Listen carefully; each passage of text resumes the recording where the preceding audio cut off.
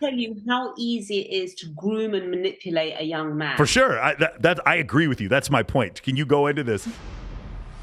Yeah, I do like the rebooting thing. It's a weird story because you brought up the friend zone thing. There was a girl who I thought was probably one of the prettiest cocktail servers I'd ever seen. She worked here, and her and I were friends because we both watched Game of Thrones. We both read like a lot of similar books, but she had a boyfriend and I had a girlfriend at the time when we met, so we were just friends. We would just talk like about nerdy shit, but I thought she was stunning. Fast forward a couple years, like I'm not dating anyone anymore, and it was her birthday party, or it was her birthday, so I took her out to a club with me, and I go to this party, and there was a bunch of models there that I knew that I was friends with, and two of the models start dancing with me the whole night, and I'm like not paying attention to my hot friend at all, like not whatsoever. She's drinking, having a good time, no interest whatsoever, because she's just my friend. I'm just never gone there in my head, and I just knew so many beautiful women. It just wasn't that big of a deal. We leave, and this girl is just watching these girls like all over me or whatever, and we go back to my place, and I'm like, hey, do you want to watch Battle of the Bastards, which is one of the episodes in Game of Thrones? And I boot it up, and I turn over, and she's naked, and it was just one of the weirdest things. It was like, because I had a total abundance mentality, did not pursue her in any way whatsoever, but just consistently allowed her to see attraction triggers, including pre-selection. It was just like the attraction led to that point with like very little effort. And it happened again later. It was one of the weirdest things. And we never talk about it. Well, we talk about it sometimes, but it's just one of the weirdest things. It was just like supposed to happen. I don't know how to explain it. It's funny when I hear stuff like that. I'm like, I couldn't ever do what that woman did, what your friend did. I'm not saying she's right or wrong. I just couldn't do it. I've had that happen numerous times. Seduce me. I love a man to seduce me and take my clothes off. I can't. Oh no, I like him to undress me like I'm a present, like I'm a gift. I love all that. I couldn't just get naked and be, I'm in the bed waiting for you, honey. I couldn't do it. Apart from the young ones, sometimes they say, oh, can you do the whole seducing thing for me, please? That's their little thing that they've been wanting to do. But with like a guy my kind of age or just a bit younger, I couldn't. That's interesting. Interesting. Yeah, it is interesting because I'm used to the opposite. I'm used to like whenever I'm seeing someone, them being more aggressive sexually, initiating it than me. And then like once we start, huh? So, sorry, can I ask you a question? Sure, yeah. So women seduce you aggressively, you just said. So let's say I'm seeing someone, I'm used to them like initiating the sex. Like maybe not the first time, but afterwards, that's kind of what I'm used to. Relationship's a bit different, but I'm talking about, how do you feel about that? Because from what I understand, I think men prefer it when a woman is being like they're seducing a woman. Again, in the first couple times for sure, but like I have a polygynous lifestyle, so like my girlfriend and I see other women together, they're usually the ones I need them to come on to me. Like that's the way it works. Also with polygynous lifestyles, like if you're trying to have a threesome, if you're the creepy dude with the other girl who comes in, it doesn't work as well. She needs to initiate that, and then they need to on their own time come to you. It's just much smoother. That's what I found after like 20 or 30 times doing this, that works. That tends to work a little bit better. But I'm used to, once I get into a relationship, like I'm always used to, maybe it's because I hang out, I used to go to the Playboy Mansion, I hang out with Bilzerian. I'm used to women initiating with me most of the time. Really? Yeah. I couldn't ever do it with a guy. Yeah, I know. And I hear women say this all the time, and I totally understand it. And I will tell you right now that if I was, you mentioned you were in your 40s, and if I was 22, I went out with a girl who was in mid 30s when I was 22, and I was hyper aggressive, like what you were saying before. I was taking her clothes off 100%. That's how it was. It's just, I don't know what it's happened in my old age. Maybe I've just gotten spoiled or whatever, but that's something.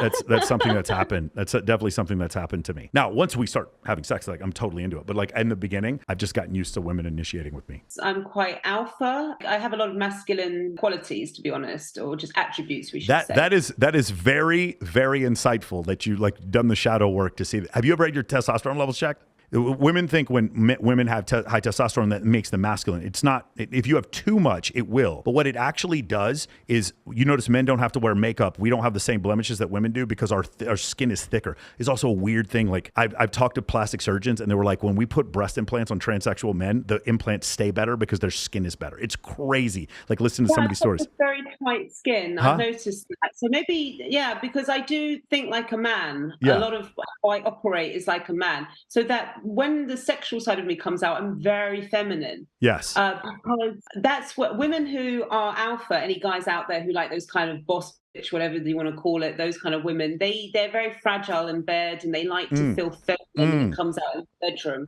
Yeah. So maybe the women that you're interested in are kind of like very feminine and quiet like that on the surface, but then they're freak in the bedroom a bit. Yeah, that would be accurate. But polarity. It's the polarity. Yes, the polarity. I think like a man, a lot of things. The way I deal with things is very much like a man and stuff. And I've never had this whole kind of thing, like I think men are worse than me or better than me, or I just see them as my equals, and I've had that since I was very, very young. I've always seen men as equals, rightly or wrongly. People, can have their own judgment on that. Yeah. But I do know that in the bedroom, I'm very, very feminine, and that's my outlet.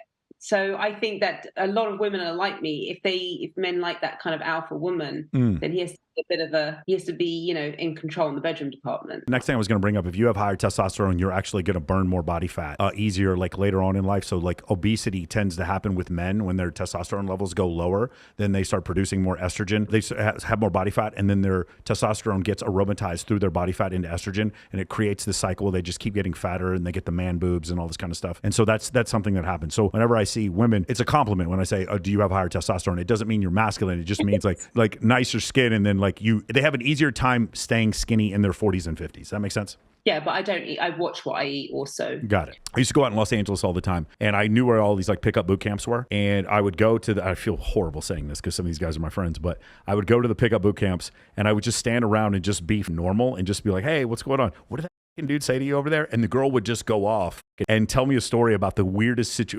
thing that she's ever experienced in her entire life, and then just keep talking to me. And while she's expressing the story, she's touching me. She's like, "Oh my God, he was so fucking weird," and all this kind of stuff. And I've just it's just something that I've noticed recently, that if women are around a lot of creepy dudes or dudes who try too hard, it's like very easy to talk to them afterwards. Creepiness is a weird thing, isn't it? Creepiness, what is it exactly? So I did a whole, this is back when I had DVDs. Yeah. About creepiness. So creepiness, it's a feeling. It's not an actual kind of thing. It's like if you take 100 women and say to them, what is creepiness to you? They'll all have this kind of different reply. The guy who's perverted, my goodness, are you mad? Like some of the guys, the best game are the biggest perverts I've ever met. It's this. It's because he says it like this. It's because the guy is attaching shame with what he wants. Okay.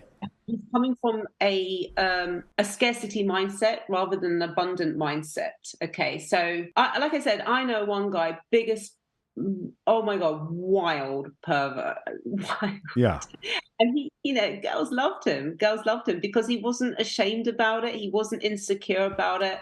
And, if the girl wasn't interested, he was like, all right, well, there's the door, fine, whatever, I can get it from somebody else. And I think with creepiness, it comes down from shame, embarrassment, uncertainty, and neediness. If you combine all those with being, showing sexual desire for someone, it clashes. Yeah. Clashes. Also, creepiness can be when a guy likes a woman, but he's playing it too safe. Sure. So he's being nice to her. She knows he's interested, but he hasn't got the confidence to do anything about it. And that, again, is anti-game. It's that clash. And then they go, because people don't know how to articulate it, they'll just say, "Oh, it's creepy." And the guy goes, "Oh, how was I being creepy?" So people put the word creepy down as they sort of name things as creepy, but it's not actually creepy. Me and you can sort of break it down and say, "No, this is what it is." Sure. You just decide. Sure. The first explanation I'd ever heard was incongruency. And then the second one, I believe it was Sadia Khan and also Homath. They have this explanation, which is basically creepiness is things that are non-masculine. So like what you said before, what were you saying? Adding shame to things, right? Like that would make things kind of creepy. So I like that definition. That was the definition that made the most sense to me. It's like being able to do things. They were specifically talking about the ick, when girls get the ick when it comes to guys, or when girls feels like that guys are creepy. It tends to be like a lack of masculinity in some of the things that they do. Because a lot of guys do this. They don't even know why. And girls are like blocking them. I have guys that hit me up and they're like, "Yeah, I just talked to this girl and she just blocks me." And I'm like, "Bro, I promise you, if we went and saw this, your voice is cracking. Your eyes are big in your fucking head. You've complimented her 7 times. Like you've probably stood around her, thought that she didn't notice you were orbiting, and you think you didn't do anything, but you did something." And those things all kind of come back to being like non-masculine. That guy needs to break rapport. Exactly. He needs to break rapport. He needs to eject. Ejection